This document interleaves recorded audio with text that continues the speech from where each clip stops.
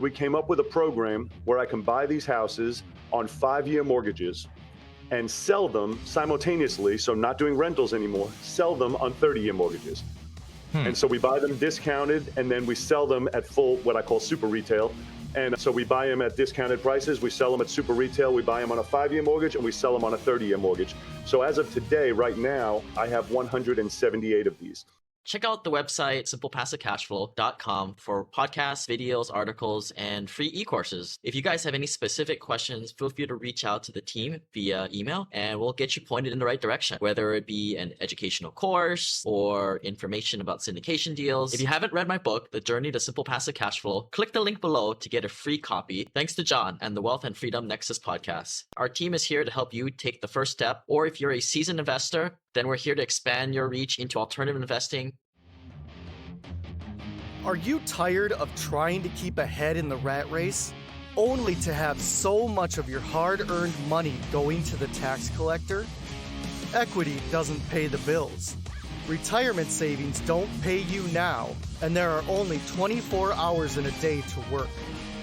The only solution is passive income that pays you 24/7 now, not 40 years from now. From vetted investment opportunities to tax saving strategies. Let John guide you through all the confusion and take control of your financial life in pursuit of financial freedom. So sit back, relax, and welcome to the Wealth and Freedom Nexus.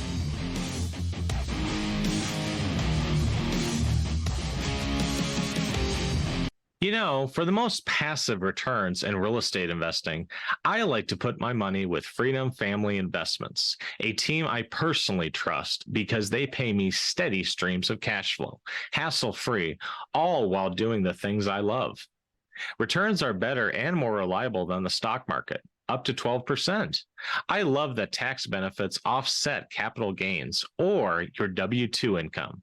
For a little insider pro tip, knowing who to trust is key to success in investing.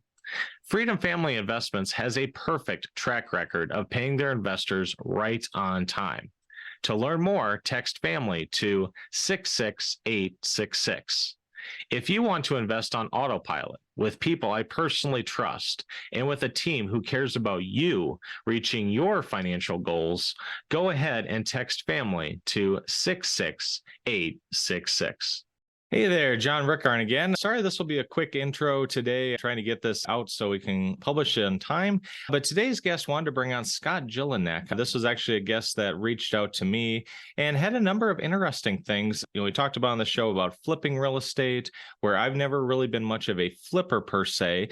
But this guest actually goes by the name Ugly Scott, and we'll actually go into detail as far as where that name came about and what that means and how it came about. And he is really going to describe how he got into flipping and really going to describe what the slow flip is. I thought this was kind of an interesting topic. And again, it was one of those things, well, gosh, if I've never heard of this, if I'm not familiar with this guest, then it's probably safe to say that a lot of my other listeners won't be familiar with it as well. So with that, we will get into today's interview. Again, apologize for the short intro. You probably heard me talk long enough over in this podcast. So with that, we will get into our interview with Scott after a word from one of our longtime sponsors. Check out the website simplepassivecashflow.com for podcasts, videos, articles, and free e-courses. If you guys have any specific questions, feel free to reach out to the team via email and we'll get you pointed in the right direction, whether it be an educational course or information about syndication deals. If you haven't read my book, The Journey to Simple Passive Cashflow, click the link below to get a free copy. Thanks to John and the Wealth and Freedom Nexus podcast. Our team is here to help you take the first step, or if you're a seasoned investor, then we're here to expand your reach into alternative investing. Scott, thanks for coming on the show. Whereabouts are you joining us from? Thanks for having me. I am in Virginia Beach, Virginia. Virginia Beach, Virginia. Nice. Okay. So yeah, talked about, or you probably saw, I'm here in the southwest corner of Minnesota. It's going to be very balmy today, but I know fast forward 2 months, we're going to be complaining how cold and snowy it is. When you say balmy, what is your temperature? Today it's supposed to get up to 90, 95. So with wow. I don't know what about the humidity. Yeah. So all right. Yeah, good old Midwest weather. It's like it can be 60 one day and then it's 95 and then it'll be rainy and then it'll be back to 80 with 100% humidity. It's like the joys of living in the Midwest. Yes. So, first off, Scott, the first question that just came to mind, I looked into your backstory, but your email address, scott@uglyscott.com, and your website, uglyscott.com. Now, I'm guessing there's some kind of meaning behind that or story of how Ugly Scott came about. So, can you Well, first start off with that? it's my charming good looks, but I started years ago, and this has to be about 2011, 2012. I was reading a book. So Ugly Scott is because I'm in the ugly house business, right? I buy Okay. ugly houses. So that's where I went with Ugly Scott. But years ago, and I think it was 2011 or 2012, I was reading a book, and I wish I could remember the name of it, but I remember the guy's name was Jim, and he was talking about, I was trying to learn the internet business and how you would do internet marketing and that sort of stuff. And he was talking about you need to have a simple a simple email that, I think his was Silent Jim, if I remember correctly. And it was something Okay. that nobody has to ask how to spell. Nobody has to say Oh, one, is that spelled O-N-E or is it the number one? And so I remember when I finished reading the book, I was like, all right, I'm going to make it Ugly Scott. And I've been Ugly Scott ever since. And, okay. and you know what, it's funny is our license plates, mine is Mr. Ugly and my wife's Miss Ugly. And, and I think she's grown to like it because it's so many people will be like, "You're not ugly," and it turns into a compliment. And Okay. so, but yeah, we've embraced the ugly thing because that's our business. Gotcha.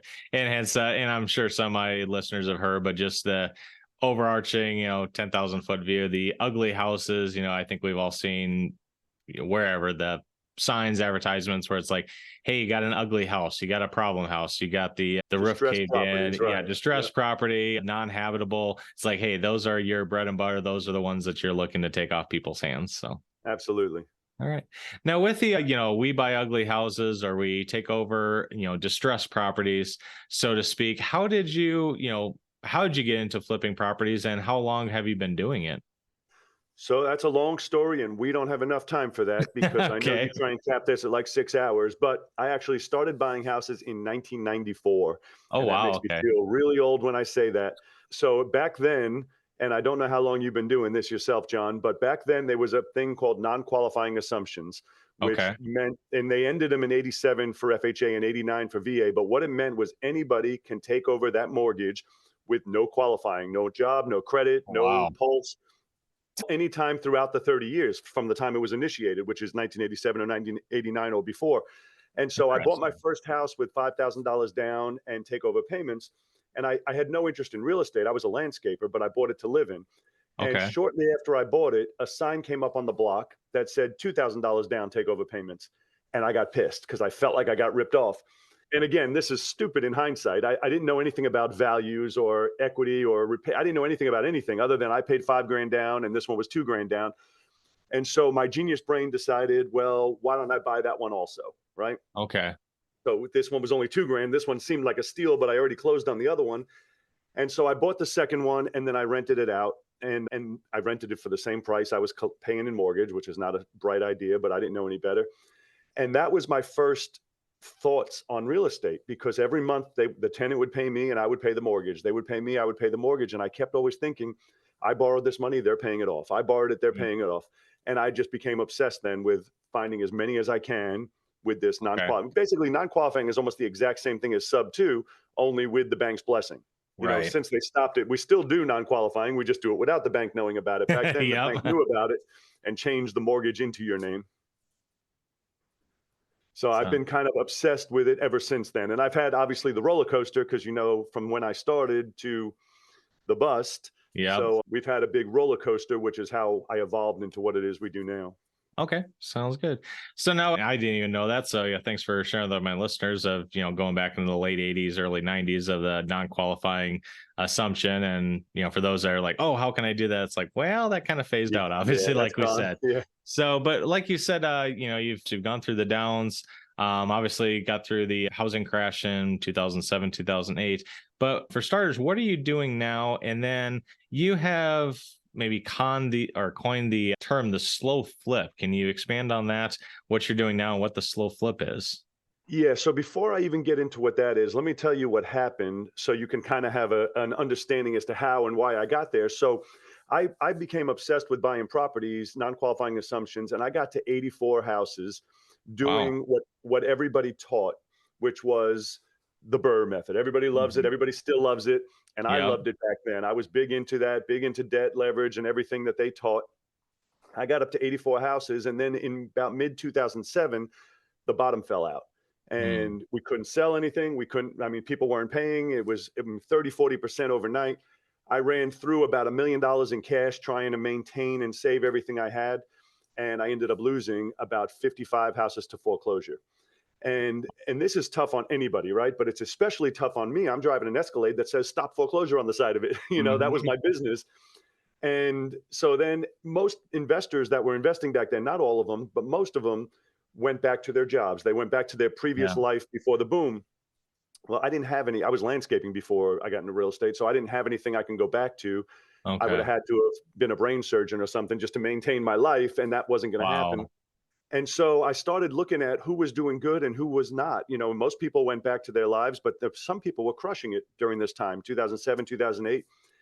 And the one thing I found they all had in common, which made no sense to me because I was so against it, was they all owned everything free and clear. And I'm like, free and clear? That's so stupid. You can make so much more money. I was the living, breathing embodiment of the Burr method, right? But yet I saw them crushing it. And so I decided to relook at this and decide, well, that all sounds great, but I don't have any money anymore. I don't have any credit anymore. I don't have any ability to buy. Now the houses are cheaper than ever, but I can't buy them. So I came up with the program, which is kind of what's evolved into the SlowFlip, which was how can I buy them on private money, not hard money, because hard money, you typically got 6 months, private money so I can get them paid off as quick as possible. And so what we did is we came up with a program where I can buy these houses on 5-year mortgages and sell them simultaneously. So not doing rentals anymore, sell them on 30-year mortgages. And so we buy them discounted and then we sell them at full, what I call super retail. And so we buy them at discounted prices. We sell them at super retail. We buy them on a 5-year mortgage and we sell them on a 30-year mortgage. So as of today, right now, I have 178 of these. Wow. I have 92 of them are free and clear. I have 24 more come free and clear this December. And they're all free and clear at some point within 5 years because they were 5-year mortgages. And so it is incredible to me on the difference in life when I went this route. Now, mind you, the first 5 years was hard because you're not making much and you got to pay them off. But the difference in life with free and clear, I get the money every single month as to where I used to collect a bunch of money and then had to rotate it all out to the mortgage companies. Right. Yeah. And so now we flipped it all on its head to where we're the mortgage company. Everyone else is running around sending us the checks instead of me doing the same thing. Interesting. Now, just so I'm clear, when you say the 5-year mortgage and then the 30-year mortgage, the 5 year, is that just strictly a 5-year amortized loan, kind of like a car loan? It's not like, well, it's 5 years and then a balloon payment. It's amortized over 20 years or something. Correct. You said it perfectly. And that's one of the things I always tell people is we buy them like a car and we sell them like a house. Okay. So it was never possible prior. I mean, in certain markets it was, but it wasn't possible in my market until the bust. But houses got decimated in price, even though everyone talks about, no, they only went down 20% or 10%. I'm like, no, I have a house that I personally owned that appraised at $199. And I bought that same house again. I still own it today. I bought it for $30,000. Wow. So everybody's like 20%. I said, no, that might've been the retail prices went down, but the banks just crushed whatever price they can get because they needed to get their houses sold. Right. And so we buy, I'll give you, for instance, on a $30,000 house, which I know people are like, there's no such thing as $30,000 houses. I say, just consult your internet. There's tons of them. There's tons of states. Especially if they're distressed. I mean, it might not be brand new build and move-in ready. Right. So on a $30,000 mortgage, we pay 12% interest. And I know people are shocked with how much we pay, but now rates are coming up, so we're getting more in line. But we've always paid 12% interest since 2011. Amortized loan, $30,000 at 12% interest is $667.33. And you only have 60 payments. On average, we sell them at $89,000 and we sell them on a 30-year mortgage. Our average payment is $875. So we don't really make money those first 5 years, but then starting at payment 61, it's all free and clear. It's our money to keep. Okay, so it's kind of not as much cash flow right out the gate. And if you can have I don't even want to say a long-term horizon, but maybe a medium-term horizon, you're talking 5 years, not 10, 15, 20. Then once that 5-year fall off happens where the 5-year note is paid off, then you have the, I don't know, extra arbitrage, I guess I would call it, with the 30-year. But going by the name of your podcast, you'll understand it. But then you have freedom, which is what my whole premise of my whole business and my whole training and teaching, everything is not about money. It's all about freedom. And Yeah. when you pay off the mortgages, even though everybody's against it, and even your calculator will tell you don't do it because the math makes more sense to use leverage. It just does. But that's all if everything goes perfect. And to be honest with you, I've been saying this since 2008, and it's been 15 years now. Someone had to correct me the other day. They're like, Scott, you talk about this like it was yesterday. That's 15 years ago. And I'm like, Yep. man, I said, you're right, because 15 years, you could have done the mortgage program and been paid off already if you did 15-year mortgages. So, maybe there is not another event like we had, and you could do the other plan and it works out great. I'm just too old to start over. So I'm sticking to what I'm doing because it just gives me that freedom. It's completely free and clear. Gotcha. All right. Now with this, Scott, and we've talked a number of things where obviously, assuming, the mortgages isn't as applicable nowadays, there's still deals out there, but let's face it, interest rates have gone up quite a bit. The housing market inventory is slim. Prices have skyrocketed over the last 2, 3, 5, 10 years. But maybe as of today, in 2023, if someone's looking to start out, maybe just high level, could you give us kind of like a real life example or walk us through an example of how someone can, find a property, if it makes sense, they put it under contract, they do this slow flip, they do the mortgage. But, in this day and age, if they don't have 10, 20, $50,000 in the bank, and maybe they don't even have a stellar credit score, can you walk us through exactly what that looks like? For investors seeking DSCR financing, check out timothyhero.com. The guy has closed over 150 DSCR loans in the last 2 years and has been appearing on podcasts and written about by journalists. He's well connected with some of the best lenders in the game and can get you the financing for your rental properties. Absolutely. And to be honest with you, I have students in my program that have over 100 now, 100 of these already within 5 years. They don't use any of their own money.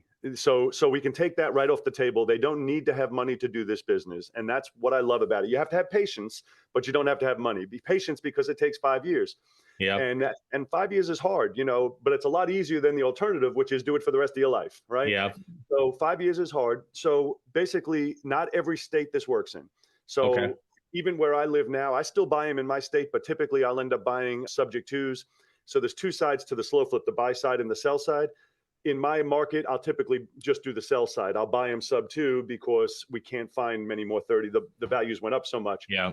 But there are states where they are abundant and we buy them out there now. So to give you a few examples, and I don't even know how your market is. I haven't looked over there, but when you're in the Midwest, you can look in Indiana, look in Missouri, look in Illinois, Ohio, Alabama, all these states. If you just go on Zillow and you can type in houses under $50,000, you will see hundreds of them.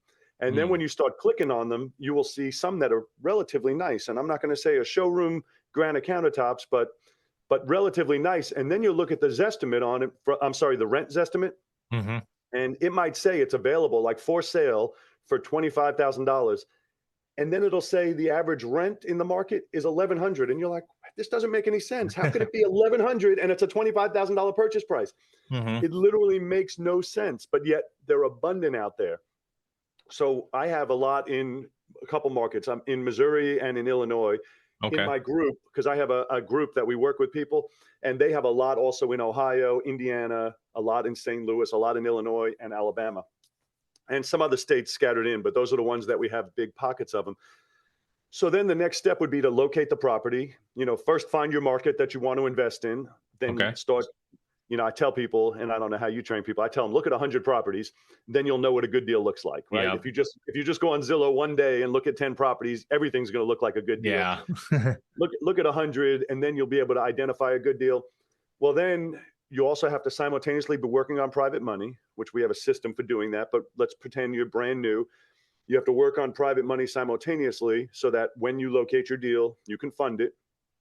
After it closes, now we market it for sale. Owner will finance, no credit check, only $3,000 down, $875 a month, and your phone blows up because what we have is the exception. It's rare. There's tons of people that want them. There's very few of them available.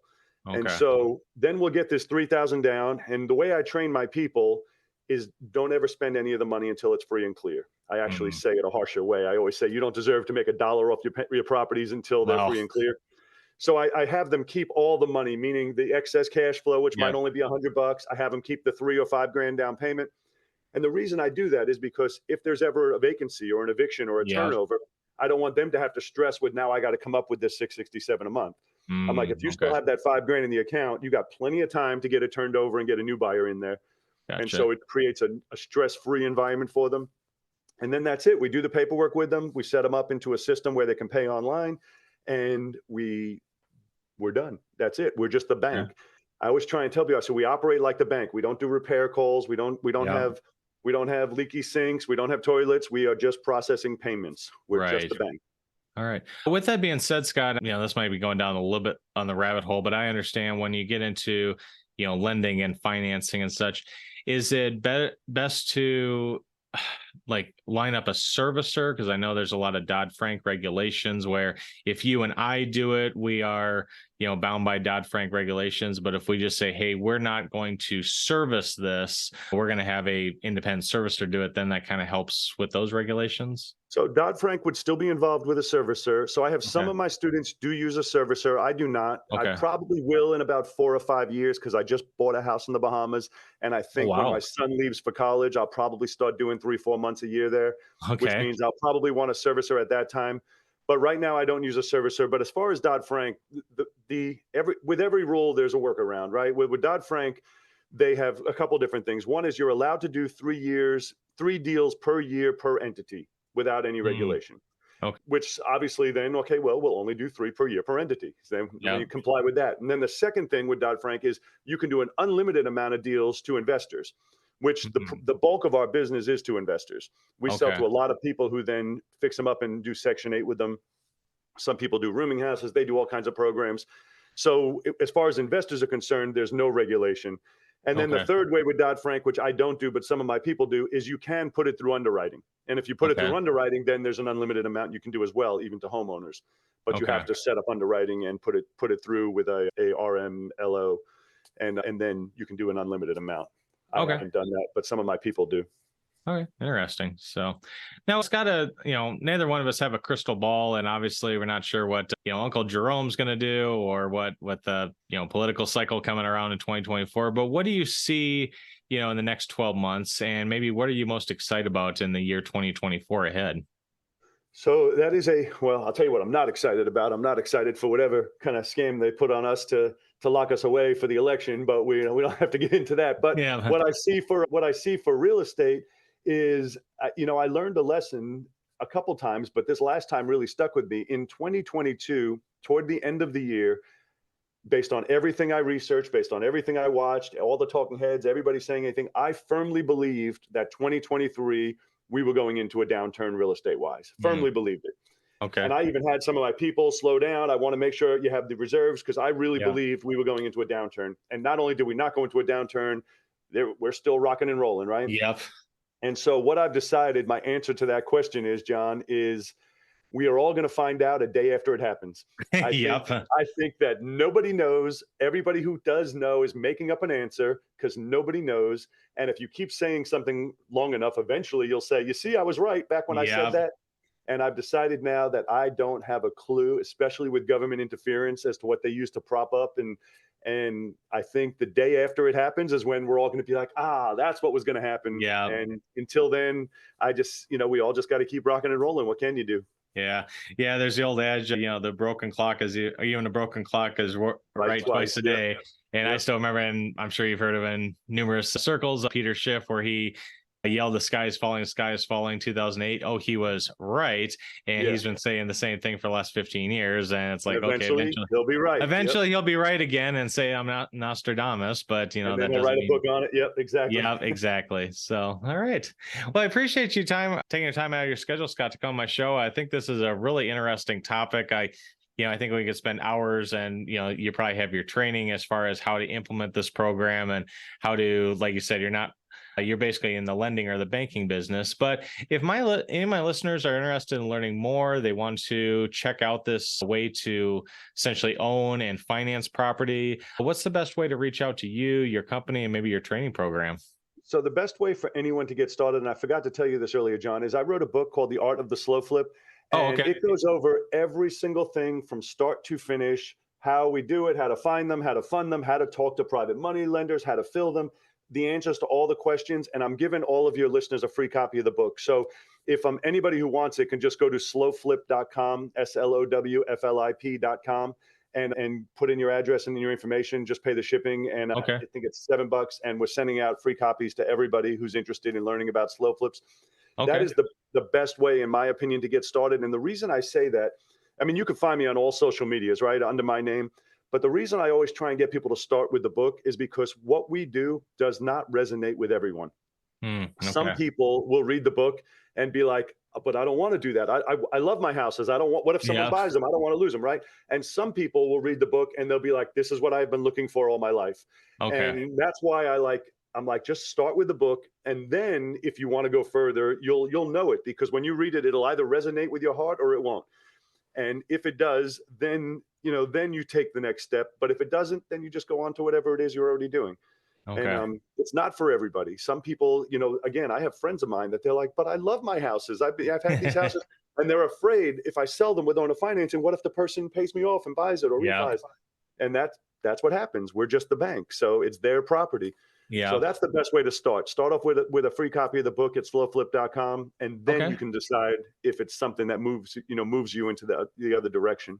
Gotcha. Okay. Sounds good. So yeah, for anyone listening, I'll have that in the show notes. Otherwise, again, slowflip.com to get a free copy of the book, The Art of the Slow Flip. You just have to pay shipping and handling. Give it a look, see if it makes sense for you. If it does, reach out to Scott and his team and see what we can do for you. So with that, Scott, thanks again for taking time out of your schedule. I enjoyed talking with you. And as a final note, anything else you want to say to my listeners? Just the same thing. I do meetings with my people all the time. And the one thing I'm always sharing with people that I really want people to embrace is every day, do something today that your future self is going to thank you for. That's it, because your future's here before you know it. And you're going to be looking back and be like, man, I wish I did that a few years ago so I could enjoy the fruits of it today. And so I try and think of that every single day. I even joke sometimes, and I'm like, well, this is really not much value for me right now, but future Scott's going to thank me that I did this. And I do deals like that all the time where I'm like, well, 5 years from now, I'll be glad I did it. Right now, I'm not getting much value from it. And I always try and think that way. And I really like when people embrace that, because the future's here before you know it. Exactly. So, all right. Well, future is here before you know it. So go out and get it and do something today that your future self will like. So with that, Scott, thanks again for coming on the show. I appreciate you sharing all your knowledge with my listeners. Thank you for having me, and you have a fantastic day. Thank you for listening. Be sure to share, rate, review, and subscribe on your favorite podcast platform. For more updates, check out www.wealthandfreedomnexus.com. Remember, nothing on this show should be considered tax, legal, investment, or professional advice. This show is produced solely for educational and informational purposes. Please consult an appropriate and licensed tax, legal, real estate, or business professional for specific advice for your situation. For distribution or publication rights or media interviews, please contact the host.